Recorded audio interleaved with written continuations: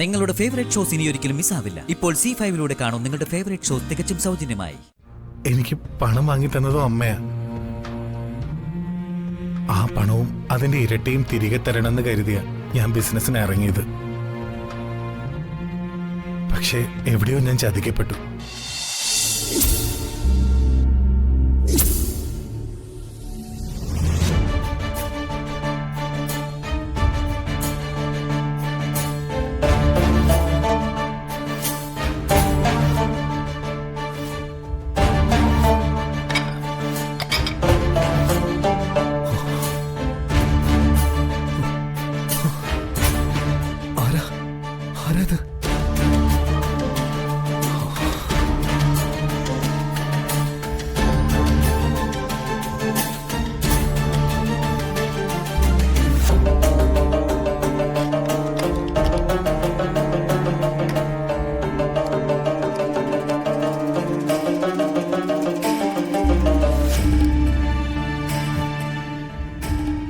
തരാടി,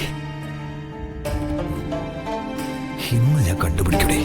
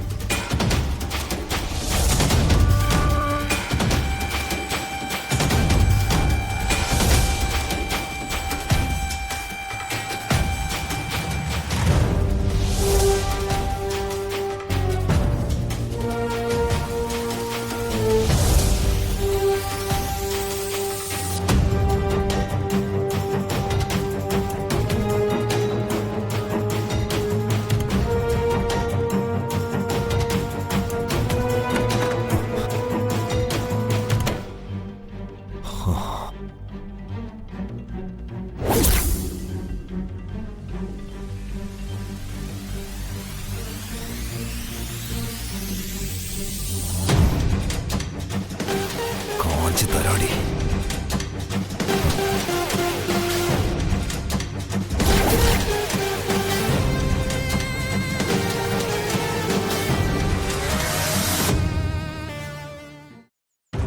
എന്റെ കൃഷ്ണ മാധവ,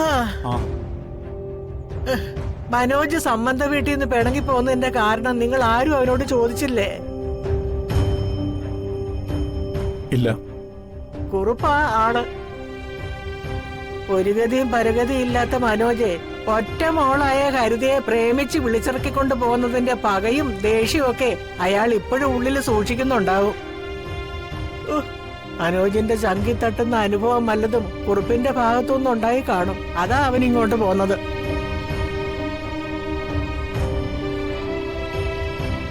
ഇവിടെ ഇപ്പം മനോജിന്റെ അവസ്ഥ ഒട്ടും സുരക്ഷിതമല്ല.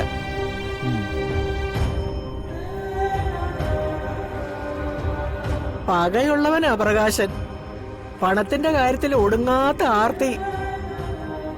പണം മോഷ്ടിക്കാൻ ശ്രമിച്ച മനോജിനോട് ഇനിയും അവൻ ക്ഷമിച്ച മട്ടൊന്നുമില്ല.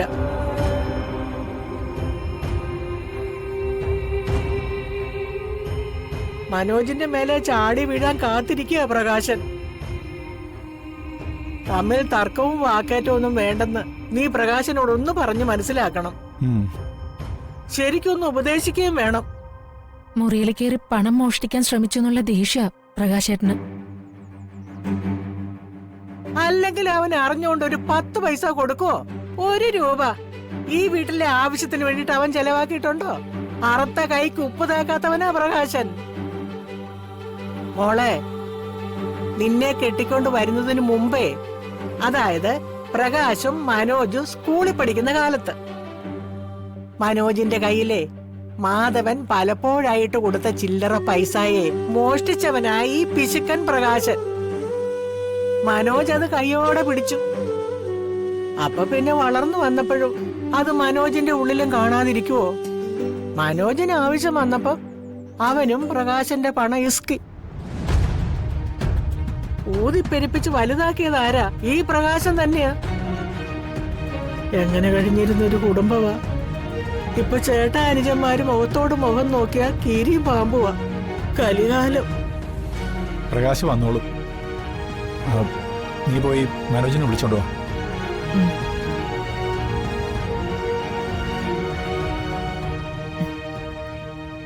പ്രകാശേട്ടൻ വരുന്നുണ്ട്.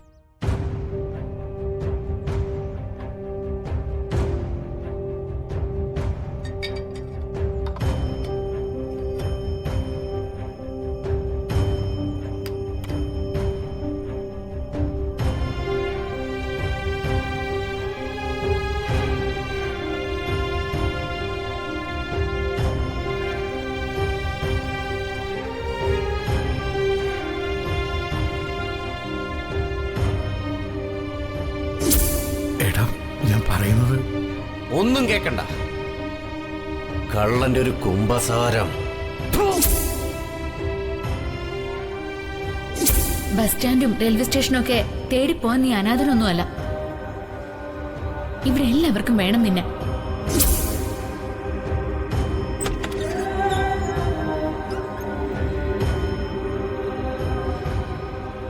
നീ ഇവിടെ വന്നിരിക്കണോ? വാ, ആഹാരം കഴിക്കാം. വേണ്ടമ്മേ, എനിക്ക് വിശപ്പില്ല. വിശപ്പൊക്കെ വന്നോളും. നീ വാ, എല്ലാരും അവിടെ കാത്തിരിക്കുക. വേണ്ടമ്മേ, അമ്മ പോയി കഴിച്ചു. മോനെ, ജീവിതമാകുമ്പോ ഇങ്ങനെയൊക്കെയാ. പ്രശ്നങ്ങളൊക്കെ ഉണ്ടാവും. അതിനെയൊക്കെ തരണം ചെയ്യുക മാത്രമേ വഴിയുള്ളൂ. മോൻ വാ. ഞാൻ വരുന്നില്ലമ്മേ. ആരെയും ഫേസ് ചെയ്യാൻ പറ്റുന്നില്ല. അമ്മ പോകൂ. മോനെ, വെറുതെ വാശി പിടിക്കേണ്ട നീ. നീ വാ.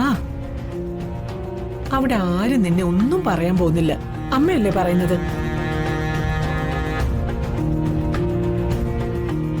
ഇന്നുവരെ അമ്മ പറയുന്നത് ഞാൻ കേട്ടിട്ടേ ഉള്ളൂ, അനുസരിച്ചിട്ടേ ഉള്ളൂ.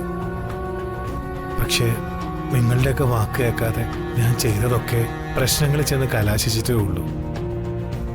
ഹരിതയെ വിവാഹം കഴിച്ചു കൊണ്ടുവന്നപ്പോ ഒരക്ഷരം പോലും എതിർപ്പ് പറയാതെ ഇരു കൈ നീട്ടി സ്വീകരിച്ചത് അമ്മയാ. അതുപോലെ ഞാൻ തുടങ്ങാനിരുന്ന ബിസിനസിനെ പറ്റി പലരും കളിയാക്കിയപ്പോഴും എനിക്ക് സപ്പോർട്ടായിട്ട് കൂടെ നിന്നതും അമ്മയാ. ഒടുവിൽ അച്ഛൻ ജോലിയിൽ നിന്ന് പിരിഞ്ഞപ്പോ കിട്ടിയ പണം, വീട് വെക്കാനുള്ള അച്ഛന്റെ മോഹം, അതുപോലും പതുക്കെ മതിയെന്ന് പറഞ്ഞ് എല്ലാവരുടെയും എതിർപ്പിനെയും മറികടന്ന് എനിക്ക് പണം വാങ്ങി തന്നതും അമ്മയാ. ആ പണവും അതിന്റെ ഇരട്ടിയും തിരികെ തരണമെന്ന് കരുതിയ ഞാൻ ബിസിനസ്സിന് ഇറങ്ങിയത്. പക്ഷേ എവിടെയോ ഞാൻ ചതിക്കപ്പെട്ടു. ഡൗൺലോഡ് ചെയ്യൂ C5 ആപ്പ്. കാണൂ എല്ലാ എപ്പിസോഡുകളും സൗജന്യമായി.